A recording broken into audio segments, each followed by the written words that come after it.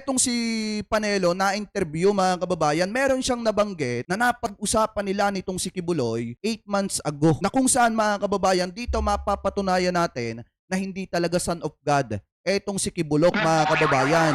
Dahil meron siyang binanggit na napakahalagang salita dito kay Panelo na inilabas naman nitong si Panelo mga kababayan. Kaya nga aksidente na pinatunayan ni Panelo na hindi talaga son of God etong si Kibulok. Dahil kung son of God yan mga kababayan, lahat ng bagay kaya niyang harapin. Kaso nga lang sa pagkakataong ito, nung binanggit na ni Panelo, nagmukhang kaawa-awa at talunan etong si Kibuloy mga kababayan. Ano po, ito panoorin po natin. Handang humarap sa mga kaso si Pastor Apollo Kibuloy kung ipapangako raw na hindi siya ibibigay sa Amerika. Yan ang sinabi ng kanyang kampo.